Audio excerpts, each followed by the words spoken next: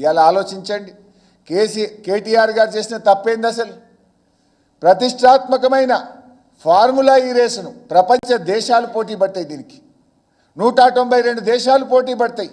అది భారతదేశానికి తేవడమే కాక దాన్ని మన హైదరాబాద్కు తేవడం కేటీఆర్ గారు చేసిన తప్ప. గ్లోబల్ సిటీగా ఉన్న హైదరాబాద్ను ఈవీ రంగంలో ఇన్వెస్ట్మెంట్కు డెస్టినేషన్ సెంటర్గా మార్చే ప్రయత్నం చేసిండు కేటీఆర్ గారు. అది తప్ప.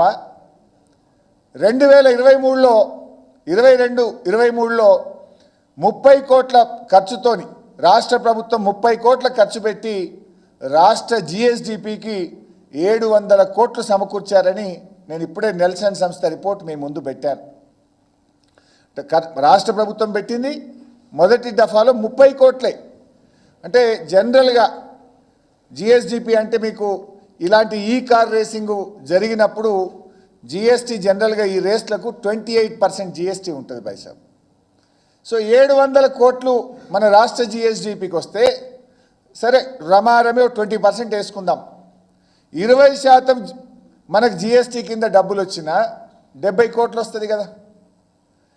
అంటే 70 అంటే 70 రాష్ట్రానికి 70 కేంద్రానికి.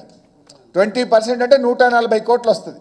140 కోట్లలో నేరుగా రాష్ట్రానికి 70 కోట్లు జిఎస్టీ రూపంలో రాష్ట్ర ఖజానాకు వస్తుంది. కేంద్ర ప్రభుత్వ ఖజానాకు 70 కోట్లు వస్తుంది. సరే కేంద్రానికి పోయిన 70 కోట్లలో కూడా డెవల్యూషన్లో ఒక 2.32% మన స్టేట్కి వస్తుందంటే అదో 1.5 crore వస్తుంది. అంటే 71 కోట్ల 50 లక్షలు రాష్ట్ర ఖజానాలోకి వచ్చినాయి. మొదటిసారి ఈ ఫార్ములా రేసింగ్ జరిగితే రాష్ట్ర ప్రభుత్వం పెట్టిన ఖర్చు 30 కోట్లు, రాష్ట్ర ఖజానాకు నేరుగా వచ్చింది 71 కోట్ల 50 లక్షలు. ఈ రాష్ట్రంలో జిఎస్డిపి కంటే లైక్ హోటల్స్, ట్యాక్సీసు, రెస్టారెంట్స్ తదితర అన్నీ కలిపి 700 కోట్ల రూపాయలు మన రాష్ట్రానికి మేలు జరిగింది. పెట్టింది 30 కోట్లు, రాష్ట్ర ఖజానాకు వచ్చింది 71 కోట్ల 50 లక్షలు. ఈ రాష్ట్ర ప్రజలకు జరిగిన లబ్ధి 700 కోట్లు. రాష్ట్ర ఇమేజు 192 దేశాల్లో హైదరాబాద్ ఇమేజ్ను పెంచింది మొదటిసారి జరిగిన ఈ కార్ రేసింగ్. ఇది తప్ప. రాష్ట్రానికి ఆదాయం పెంచిండు, ఈ రాష్ట్రం యొక్క బ్రాండ్ ఇమేజ్ను ప్రపంచ పటంలో నిలబెట్టే ప్రయత్నం చేసిండు కేటీఆర్ గారు. ఇది చేసినందుకు నువ్వు కేటీఆర్ని అరెస్ట్ చేస్తావా?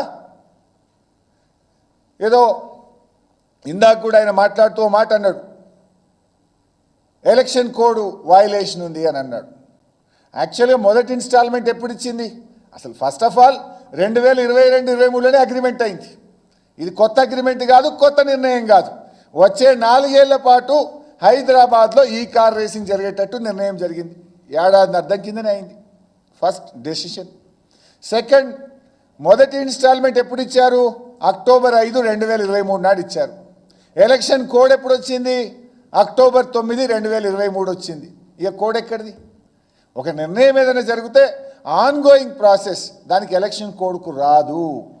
అన్ని పచ్చి అబద్ధాలు. నిజంగా ఎలక్షన్ కోడ్ ఒకవేళ వయలేషన్ 1 నిమిషానికి ఉందనుకుందాం, ఉంటే ఎలక్షన్ కమిషన్ చూస్తుంది. ఏసీబీకి ఏం పనండి నాకు అర్థం కాదు. ఒకవేళ ఎలక్షన్ కోడ్ ఆఫ్ కండక్ట్ ఏదైనా ఉంటే గింటే లేనే లేదు, అది ఎలక్షన్ కమిషన్ చూడాలి. ఏసీబీకి ఏం సంబంధం? ఏసీబీని అడ్డం పెట్టి నువ్వు ఎట్లా కేసు పెట్టే ప్రయత్నం చేస్తావు? అంటే పగ ప్రతీకారం. కేటీఆర్ నిన్ను అడుగడుగు నిలదీస్తుండ కనుక పగతో నువ్వు ఇలాంటి ప్రయత్నం చేస్తూ ఉన్నావు.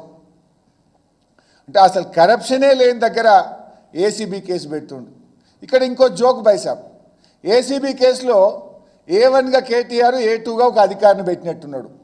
అసలు డబ్బులు పోయిన కంపెనీ పేరు ఎందుకు పెట్టలేదు? ఇలా కేటీఆర్కి అయితే సంబంధం లేదు.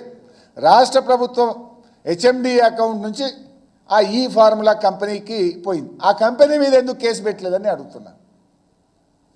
అంటేనే అర్థమవుతుంది కదా, నీ లక్ష్యం కంపెనీ కాదు, నీ లక్ష్యం కేటీఆర్ని అరెస్ట్ చేసి కుట్రతోని జైల్లో పెట్టాలి. నువ్వు డబ్బులు ఏ అకౌంట్లకు పోయినాయి, దాని మీద ఎందుకు కేసు నమోదు చేయలేదు? ఇంకా జోక్ ఏంటంటే బైసాబ్, మొన్న సాయంత్రం 5 గంటలకేమో ఫిర్యాదు చేసింది ఎవరు? ప్రిన్సిపల్ సెక్రటరీ దానం కిషోర్ గారు మొన్న సాయంత్రం ఫిర్యాదు చేస్తారట. పొద్దుగాలటి వరకే ఏసీబీ కేసు అయిపోయింది, ఎఫ్ఐఆర్ అయిపోయింది. 24 గంటల కేసు అవుతుందా? ఒక ఫిర్యాదు వస్తే విచారణ జరగాలి, దాని వెనక ముందు అన్ని నిజానిజాలు తెలుసుకొని ఎఫ్ఐఆర్ చేయాలి. 24 గంటలు తిరక్క ముందే నువ్వు కేసు పెట్టినావంటే దాని వెనుక కుట్ర ఇలా రాష్ట్ర ప్రజలకు స్పష్టంగా అర్థమవుతా ఉంది. అంటే అందుకే ఇలా కోర్టు కూడా రిలీఫ్ ఇచ్చింది. ఇలా కొండంద వేలికని పట్టినట్టు అధికారంలోకి వచ్చిన ఏడాది తర్వాత ఏదో శోధించినట్టు ఇప్పుడు డైవర్షన్ పాలిటిక్స్ చేస్తున్నారు. ఈ డైవర్షన్లో భాగమే ఇలా కేటీఆర్ గారి మీద పెట్టిన కేసు. రేవంత్ రెడ్డి గారికి అటు విజన్ లేదు, ఇటు విజ్డమ్ కూడా లేదు.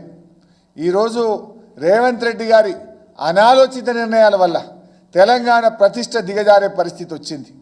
3 సంవత్సరాలు ఇక్కడ ఉండాల్సినటువంటి ఇంటర్నేషనల్ కార్ రేసింగు అర్ధాంతరంగా మధ్యంతరంగా దాన్ని ఇలా రద్దు చేసినారు. మీరు రద్దు చేయడం వల్ల హైదరాబాద్ తెలంగాణ ఎకానమీ సంవత్సరానికి 600-700 కోట్లు దెబ్బతిన్నది. రాష్ట్ర ప్రభుత్వ ఆదాయం దెబ్బతిన్నది. రాష్ట్రానికి నష్టం జరిగింది. ఈరోజు ఇవాళ ఇంకా ఈయన అంటాడు, ఈ మధ్యలో ఎక్కడో అన్నాడు 2036లో ఒలింపిక్స్ పెట్టారట. ఇది ఎట్లుందంటే కూట్ల రాయి తినడు ఎట్ల రాయి తీసిండట. ఉన్న అగ్రిమెంటును, ఉన్న కార్ రేసింగ్ను, ప్రపంచ ప్రతిష్టాత్మకమైన కార్ రేసింగ్ను ఉన్నదాన్ని ఓడగొట్టిండు. ఇంకేదో పెద్ద ఒలింపిక్స్ చేస్తానో డబ్బా కొడుతున్నాడు.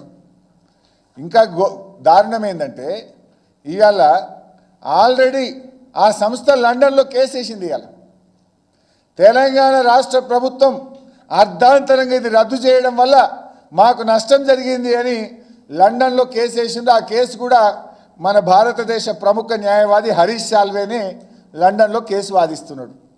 రేపు అక్కడ వాళ్ళ కేసు గెలిస్తే రాష్ట్రానికి భారం, రాష్ట్రానికి నష్టం.